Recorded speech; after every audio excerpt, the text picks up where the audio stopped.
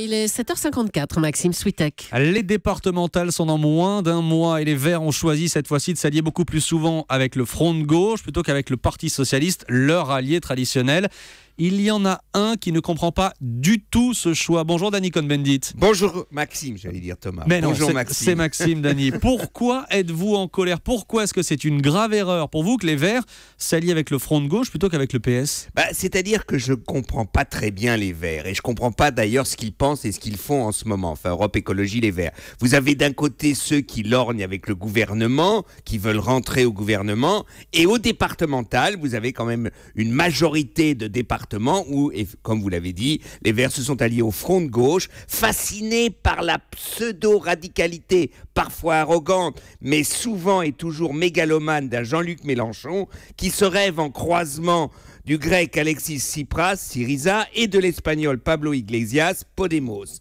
Et avec les Verts qui deviennent de simples compagnons de route, naïfs et balourds, d'une gauche de la gauche incapable de comprendre que l'espace de la révolte anti-système est occupé aujourd'hui par l'extrême droite, le Front National de Marine Le Pen, cette Jeanne d'Arc sans peur et sans reproche, qui se dessine en rempart identitaire contre le mal absolu. Mais ça veut dire que pour vous, cette nouvelle alliance entre les Verts et la gauche, ça va faire les affaires du Front National?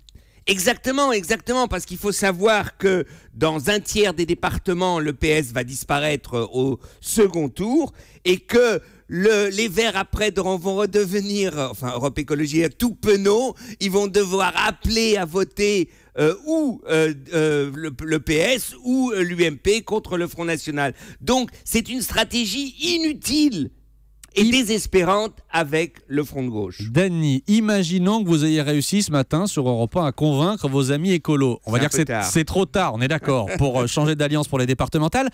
Mais qu'est-ce qu'ils doivent faire pour les régionales à la fin de l'année? Alors, les régionales, c'est une élection proportionnelle. Donc, allez-y banco, représentez-vous en tant qu'écologiste, rassemblez tous les écologistes, un peu plus de gauche, un peu plus de droite, un peu plus de centre, tous les écologistes sur un programme et un projet écologiste. Allez-y banco en tant qu'écologiste au régional et annoncez la couleur qu'au deuxième tour, vous allez vous allier ou avec le PS ou si c'est nécessaire même avec l'UMP contre le Front National. Donc annoncez la couleur avant, mais soyez d'abord écologistes pour qu'enfin la France ait cet espace écologiste dans le paysage politique français dont la France a besoin. Danny, vous pensez que vous arriverez à être plus fort que le mythe Alexis Tsipras qui est en train de démonter comme ça certains écolos?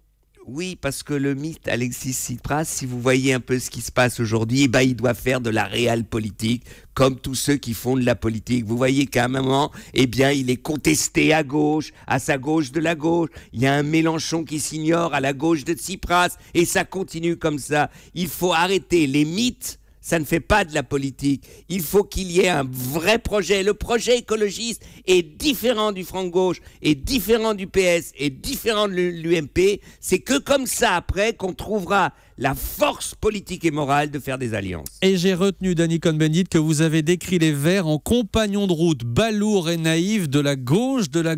L'humeur de Danny tous les matins, 8h-5 sur Europe 1. À demain, Danny. À demain, Maxime.